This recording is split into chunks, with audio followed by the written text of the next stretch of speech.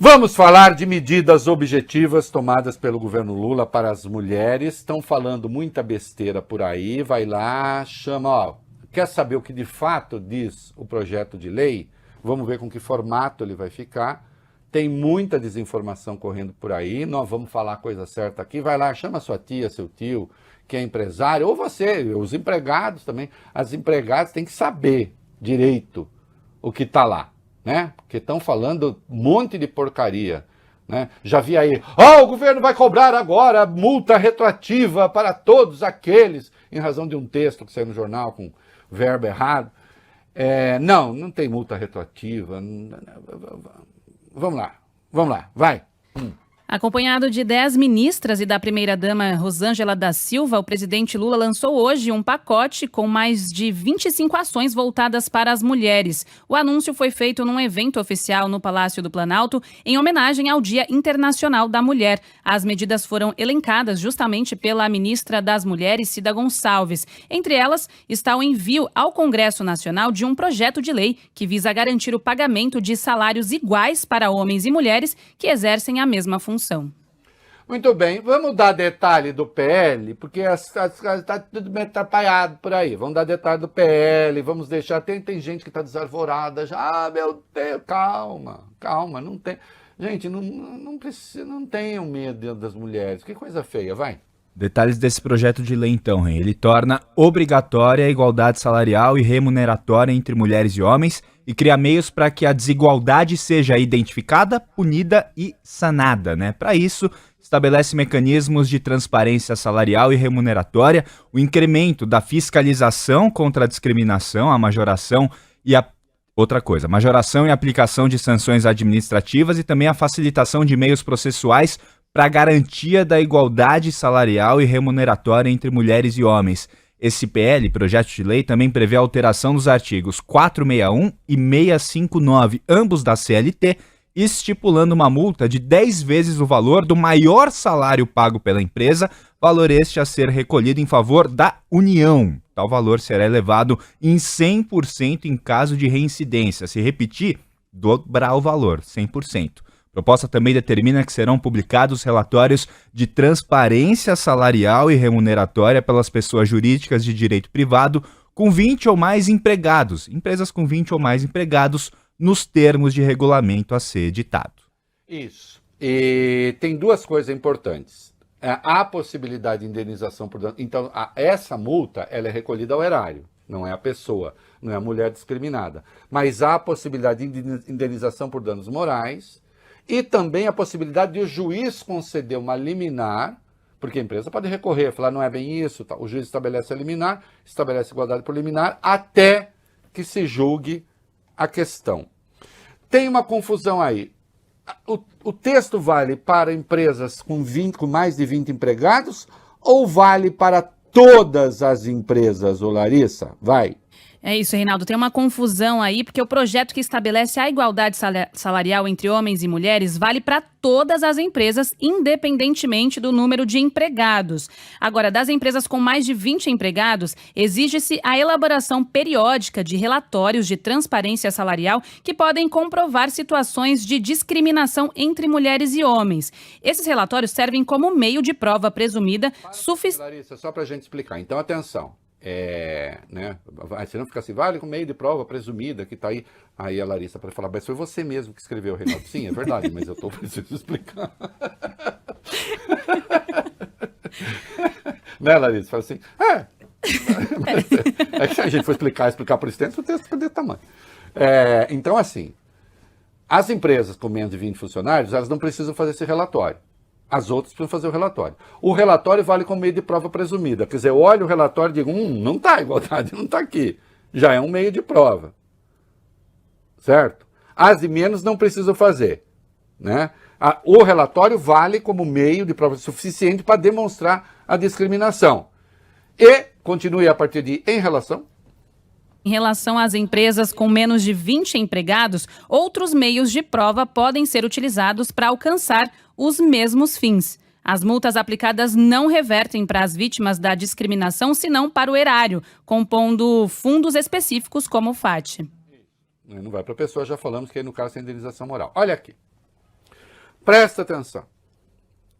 Também já fui empresário, também já.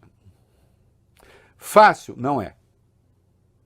Vai ter alguma confusão? Vai. A depender da empresa, você tem dificuldades para aplicar? Sim. Eu não estou dizendo aqui, Larissa, que vai ser tudo assim, vai ser bolinho. Não vai. Vai acabar tendo muito recurso, etc. Agora, o fundamental é haver uma legislação protetiva virtuosa, e ela é, para que as empresas comecem a se adequar. É claro que há determinados ramos de atividade em que vai ficar difícil evidenciar, porque muitas vezes vamos pegar uma redação, podemos pegar a nossa empresa, a rádio. Temos homens e mulheres trabalhando aí.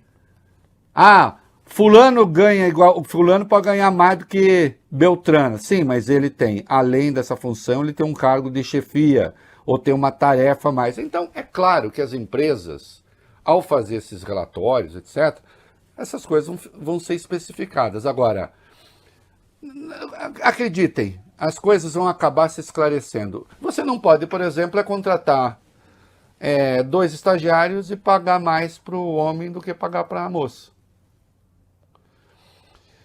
E, atenção, em determinadas atividades, já às vezes de mão de obra mais especializada, essa discriminação é menos evidente. Ela até pode se dar, Larissa, até por isso que eu falei, pode se dar via promoção, por exemplo. Nós temos menos mulheres em cargos de chefia do que homens. Sim.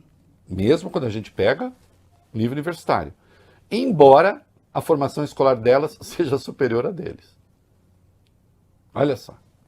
Então quem diz, não há discriminação. Há, inclusive, entra na mão de obra especializada. Só que aí as coisas já ficam um pouco mais difíceis.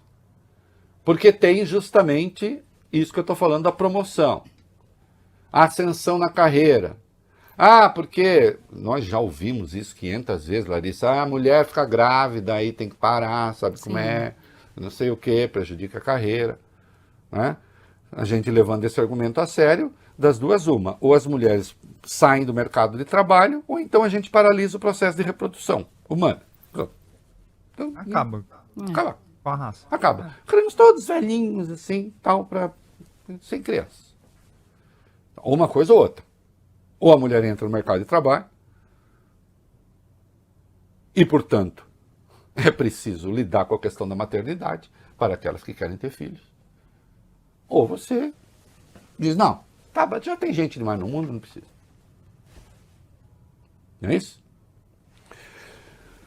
Agora, é evidente que a lei é feita para proteger mais as mulheres vulneráveis, de salários mais baixos. Porque sim, a prática existe.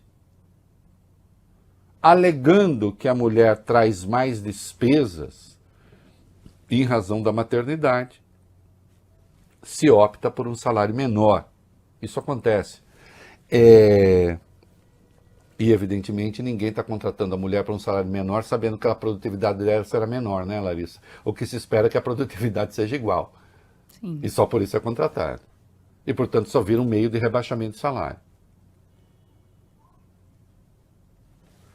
Isso se chama uma instituição virtuosa que vai concorrer para a educação das pessoas. Você vai ver, agora vão parar de contratar mulheres. Olha, precisa tomar cuidado com esse argumento. Primeiro precisa ver se vai acontecer, claro, temos que estar atentos. Agora, esse argumento é sempre complicado, viu, Bob Furui? Esse argumento apareceu no caso do fim da escravidão. E, olha, vai ser muito difícil. Né? Do modo como se fez no Brasil, de fato, né? Você falou, você é livre. Para onde eu vou morar? Não sei. Se vira. Não é? Então, assim, toda mudança... cuidado, vai ser pior. Eu estou escrevendo a respeito, eu vou escrever a respeito na minha coluna da Folha, estou pensando essa questão aqui. Toda mudança virtuosa sempre tem aquele que diz, vai ficar pior. Deixa tudo como está. Deixa a exploração como está. Tem gente que acha, por exemplo, que a mão de obra análoga à escravidão que se usou no Brasil, é porque tem muito direito trabalhista, então vamos... O excesso de direitos gera a mão de obra análoga à escravidão. Não. A mão de obra análoga à escravidão diz respeito à ética e à moral de quem contrata mão de obra análoga à escravidão. É um criminoso.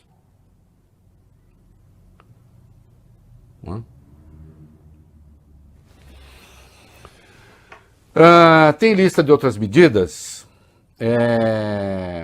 Vamos listar algumas aí. Vai lá, Bob Rui, é você? Sou eu, Rei. Algumas. Vamos lá. Tem proposta sobre dignidade menstrual, por exemplo. O governo anunciou um decreto com compromisso de distribuir de forma gratuita absorventes no SUS, Sistema Único de Saúde. Área de segurança agora, outra proposta. O presidente anunciou um investimento de 372 milhões de reais na implantação de 40 unidades da chamada Casa da Mulher Brasileira, né? Segurança ainda. O governo vai recriar o programa Mulher Viver Sem Violência, que prevê a adoção de 270 viaturas para patrulha, chamada Patrulha Maria da Penha, nos 26 estados e também no DF. Teve também o anúncio da criação do Dia Nacional Marielle Franco, né? Ação que visa conscientizar contra a violência política de gênero e de raça. Também anunciou a retomada de obras em creches. 1.189 creches que estavam paralisadas, obras paralisadas, vai retomar isso. E na ciência também, o governo anunciou a chamada Política Nacional de Inclusão, Permanência e Ascensão de Meninas e Mulheres na Ciência, Tecnologia e Inovação. Muito bem.